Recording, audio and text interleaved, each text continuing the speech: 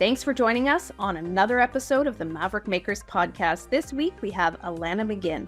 She is a sleep expert, creator of the Messy Middle Sleep Solution, and founder of Good Night Sleep Site, the #1 sleep resource for those struggling to get a good night's rest.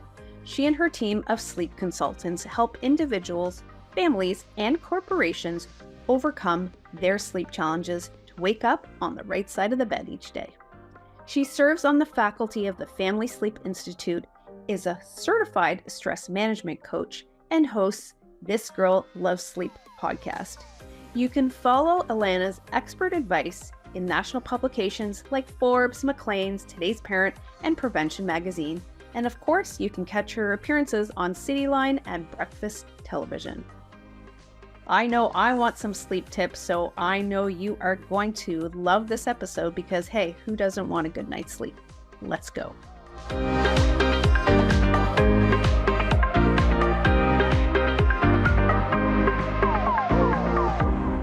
Hi, everyone, and welcome back to another episode of the Maverick Makers podcast. Today, we have Alanna McGinn. She is a sleep and stress management educator. Who doesn't need sleep? I can't wait to talk to Alanna, get some tips, some tricks, and talk about her Maverick journey. So welcome, Alanna, to the show. Thanks so much for having me. Yeah, of course. And let's just jump right in. So let's talk about, have you ever been called a Maverick? Have I ever? I haven't, but I would like to be. Yeah. Well, you definitely are. And what do you think are some of the qualities that, resonate with that word Maverick? Thought leader, perhaps. Educator. That's kind of where I like to think of myself. Risk taker. If you own a business, that is definitely part of it. Yeah, I would think that would go with that. Absolutely. Perfect. And let's talk about your Maverick journey. How did you start and how did you specifically become so obsessed with sleep? Well, I mean, much to what we were talking about before we hit record, my daughter wasn't sleeping. So, she's 17 now. And when I first had her, I had this beautiful, adorable little baby who just wouldn't sleep. And, prior to becoming a parent, you don't realize how your sleep is affected once you start having kids. And I mean, back then, the sleep training industry, which is how Good Night Sleep Site got started, was very new. It was a very small industry. You kind of did it yourself. There wasn't really educators and consultants to hire to help you. So I, did my reading and spoke with my people and all of the things, friends and family, and sleep trained her. And then when I later became pregnant with my second and third, my twins, that's when I got certified, because then I started helping friends and friends of friends, and started Good Night Sleep Site, over 13 years ago. And since then now have grown. We have consultants throughout Canada and the US. And now my focus, as you know, is on, midlife women's sleep. Just recently launched AlannaMcGinn.com, focusing on that stage, because I'm in that stage. My the daughter who started it all is now 17, and then my youngest are 13. And realizing how sleep and stress is affected at this age. So, I work with a lot of women and corporations to educate them on sleep and stress management for that. Amazing. And what do you say to people when they say to you, sleep is overrated? Oh, I love those people. And listen, I mean, here's the thing. When we look at pillars of health, we look at obviously nutrition and exercise, two very important, foundations and values. We look at, I would say now we strongly look more at connection. I think in the past 5 to 6 years, we know how important it is to have proper and healthy daily connection with people. And then we have to look at sleep as definitely one of the pillars. And in my opinion, I feel that sleep is kind of the foundation of the other pillars, because when we're not sleeping well, we don't have the energy to move our bodies. We're not going to the gym. We're not, getting in that physical activity that is so important. We're not making great nutritional choices. We tend to crave more carbs and more sugar. Our body isn't able to metabolize food as well. It's not able to digest food as well. And then we all know what we're like when we're not sleeping well. We're not always a joy to be around, right? So we could be more moody, more irritable, more quick-tempered around whether it be family, friends, coworkers. So sleep definitely affects it. And I will say, I have seen a shift in, I'll often say what you said, like sleep is overrated, or people wear kind of sleep deprivation as that badge of honor. But I will say in the past, I would say 5 to 7 years, I have seen a shift in how more and more individuals are really putting more stock and value into their sleep health in the same way that they do their nutritional and their physical health, which is important. So that's always good to see, for sure. What's the worst thing you've ever seen? And I hate to say it, when someone's sleep deprived. I mean, we see, there's studies after studies that see, there's health risks down the road of heart disease, stroke, obesity, diabetes, just your general quality of life. A big instance that I saw when I was younger with a friend of mine, and then also that we see, given the week after the springtime change, that's when we lose that hours, we see an increase in car accidents. Getting behind a wheel sleep deprived and exhausted is no different, and studies show this, than getting behind the wheel drinking and driving. So we see, an increase in car accidents, in workplace accidents, in heart attacks and strokes that week after that time change, because we're losing that extra hour. So sleep loss can affect us in many ways, not just with our physical health, but also just day-to-day normal activities that we do. It's going to affect our motor skills in that sense. Even I'd say depression, Oh, absolutely. I mean, sleep deprivation doesn't cause things like mental illness and depression, but it can heighten any symptoms that an individual might be suffering from if going through that. So, when putting together a wellness plan for an individual who is trying to better their mental health, sleep and better sleep definitely should be involved, for sure. Absolutely. And do you believe in biorhythms? So what I mean by that, if everybody has a different pattern of energy or sleep or whatever. So, there's those peak performers that wake up at 4 a.m. And then there's people that, like me, that leans to, towards more of the night owl sort of thing. So is that real, or do you believe in that? And can you change that? And what are your thoughts? That is real. I mean, I do believe that, there's some individuals' makeup that makes them more of a night owl versus some that makes them more of what we call a lark. So those are the early to go to bed and then earlier to wake up. There is truth to that, for sure. But you can change, a night owl can become a lark, and a lark can become a night owl, for sure. A lot of, when we're focusing on sleep health, provided we're not dealing with someone who perhaps has like chronic insomnia, if we're just dealing with someone who wants to better their sleep health, a lot of changes that an individual can make is really just habit and lifestyle changes, but again, it takes 21 days to change a habit. So, results don't happen overnight. But if you are someone who perhaps goes to bed later and sleeps in more and wants to become more of an early morning waker for whatever reason, it's not to say that those who wake up early are the more successful and that stuff. But, if you do want to wake up earlier for whatever goal you have, you can become that person. But again, it's just like going to the gym for the first time. It's just like starting to eat healthier. It's changing those lifestyle habits to obtain that goal. Amazing. I have hope. Yeah. Fantastic. Let's talk about exactly what you're passionate about doing right now, which is helping perimenopausal, menopausal women, which is real. Hormones 100% messes up your sleep. And if anyone doesn't believe that, I will tell you, it does.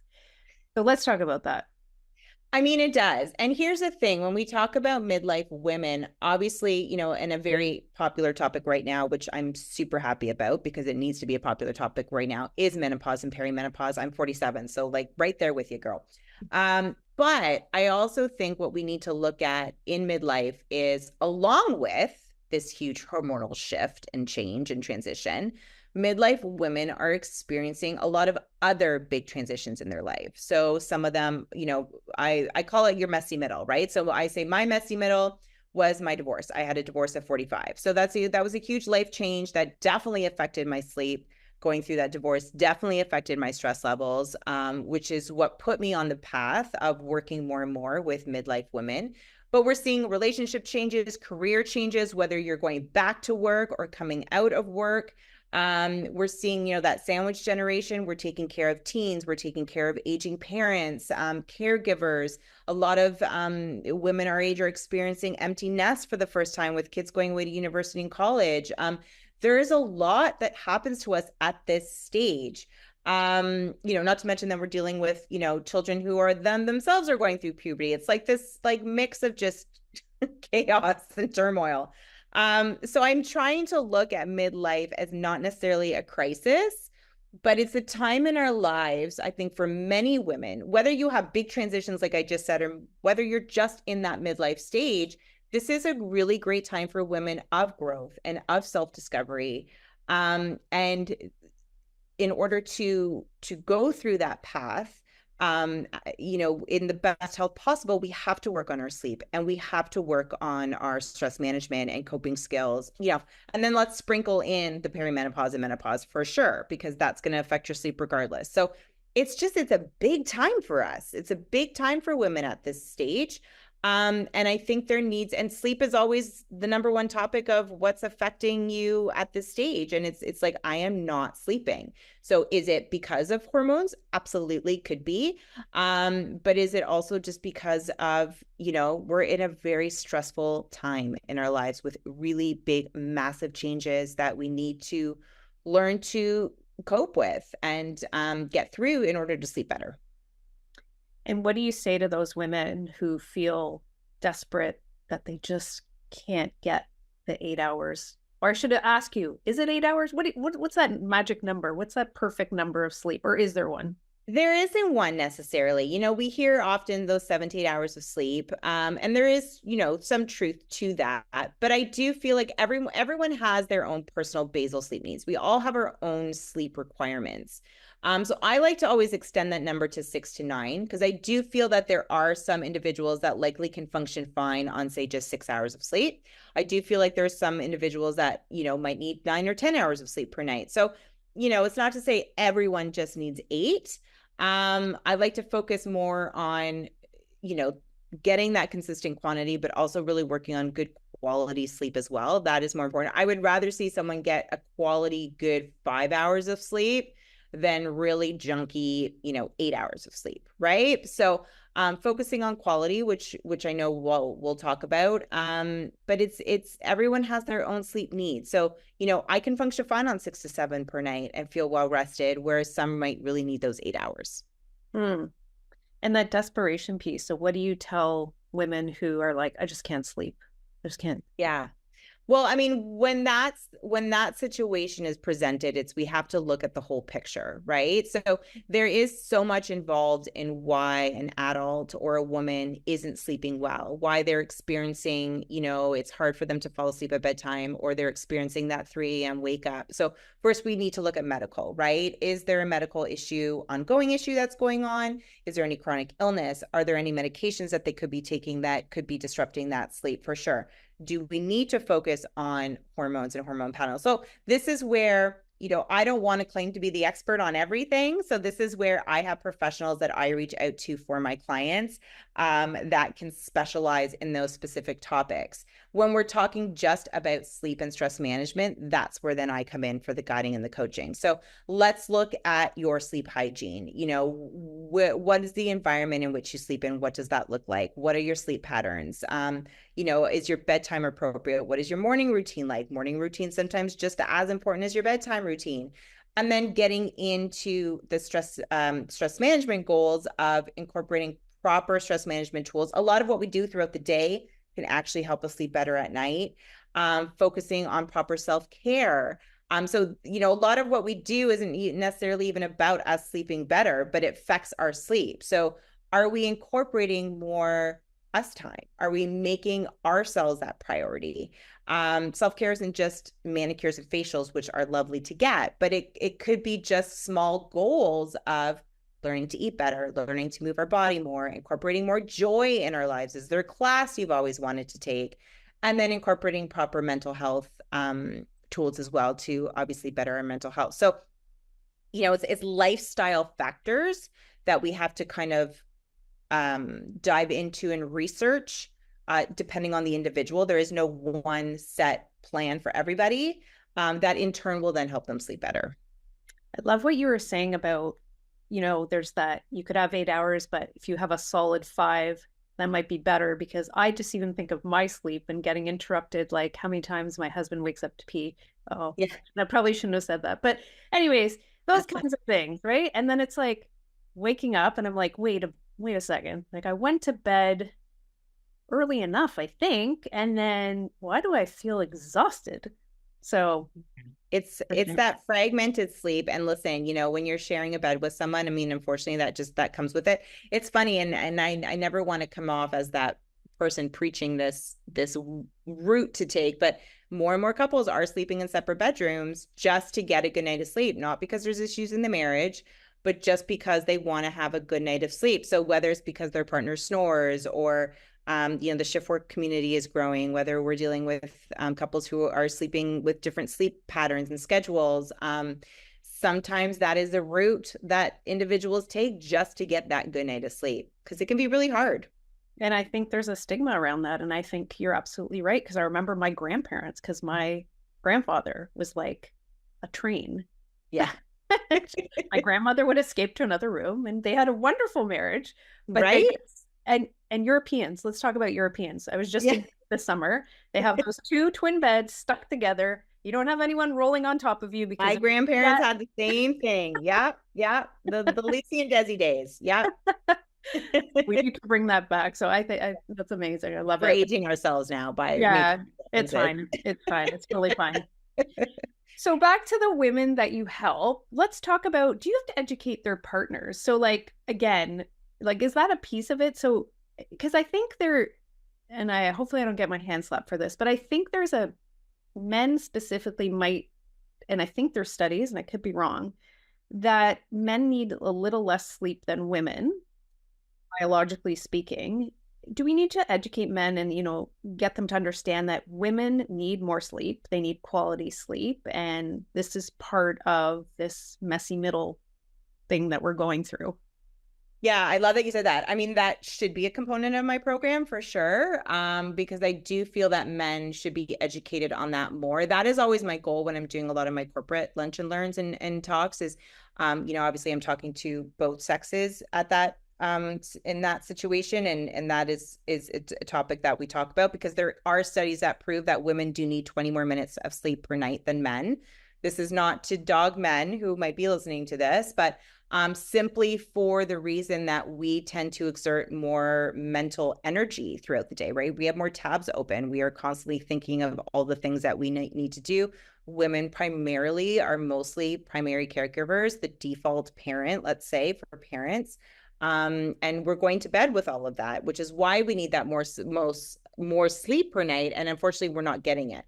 So yes, I do feel that it's important for men to be educated on that. But my goal when I work with women is to empower them with the right education and know-how and steps so that they can be their own advocate, which I think is so important. And in all honesty, a lot of my clients, when I'm teaching them and guiding them through it, is kind of giving them permission to finally put themselves first. So it's not necessarily the men that are holding them back from putting themselves first. It's us. We're holding ourselves back from putting ourselves first. An example is, I was just speaking with a client last week, and she's a mom of younger children. So I think between like 7, 8, 9. And is the primary caregiver for the most part. And her concern with if she takes a night off, whether that be to go meet a friend for coffee or take a class, is that her kids won't be doing what she would like them to be doing if her husband is watching them. And again, this is not to bash the husband, but maybe they'll be in front of the iPad more, or maybe he won't take them to Girl Guides if they have Girl Guides that night. And I understand that. And we put a lot of pressure on ourselves as moms to make sure we're doing all the things we should be doing and not doing all the things we shouldn't be doing. But my response to her is, so what? So what if one or 2 hours out of the month or out a week, maybe they're in front of the tablet more, or they're in front of the TV more than you would like, or maybe they miss the odd Girl Guides thing. But in that time, you are able to go meet your best friend for coffee that you desperately want to do, or you're able to finally take that art class that you're able to want to do. Like, there's that balance, right? Does it balance out that, okay, yes, they're not outside riding on their bikes and in nature that you would want them to be doing, but you're getting your you time. So I think the education still falls on the woman, right? We need to allow ourselves to put ourselves first and make ourselves that priority. I love that. It's beautiful. And it's everyone needs to hear that and understand it. And yeah, putting ourselves first. Hard. Like, I'm a mom of 3. Like, it's hard. I get it. It is. Absolutely. If you could give, and I know this is like a loaded question, but if you could give one sleep tip, like the most important sleep tip, what is it? The most important sleep tip, where my mind always goes for that is the morning routine. I mean, I could talk for hours just on the morning routine alone. A lot of what we think when we think of sleep is we think, what do we need to do at night or at bedtime to sleep better? But that morning routine is really what sets our entire makeup for the whole day, right? So that morning routine, getting up at a consistent time in the morning, is more important than going to bed consistently at night. When we get up consistently in the morning, we're instantly then starting to build that strong drive for sleep throughout the day. So think of it like a gas tank, right? We wake up, primarily our gas tank is on empty. So our goal throughout the day is to fill it full of sleep gas, we'll say, so that it's easier for us to fall asleep at night. Ways to do that is by waking up at a consistent time, immersing yourself in that natural light, getting your body moving, controlling your stress levels. And what I mean by that is, if you're getting up and your first thing you look, I mean, majority of us use our phones as our alarm clock, just try to use it as the alarm clock. But if you're getting it up and you're swiping your phone and the first thing you're doing is checking your email, checking into social media, checking in on all the problems in the world, that is going to increase your stress levels, and you haven't even left your bedroom yet, right? So making sure that we're putting together a really great morning routine. Again, a lot of what we do throughout the day is going to help us sleep better at night. Could actually have huge benefits on healthier sleep, for sure. That was the biggest hot tip I ever learned. I'm on it tomorrow morning. I love it. Amazing. What do you think your biggest Maverick move has been to date? Oh, that's a loaded question given what stage I am in life. I mean, listen, I just went through a very life-changing experience in the past 2 years with, getting a divorce, and really, in that sense, making sure that I was prioritizing more peace and joy for not just for myself, but for my ex and for my kids. And I have to say that was probably non-business related. That was probably the biggest Maverick move I've ever made in my entire life. Because whether you want it or not, initiating divorce is never easy, right? Going through a divorce is never easy. And you don't realize it until you go through it.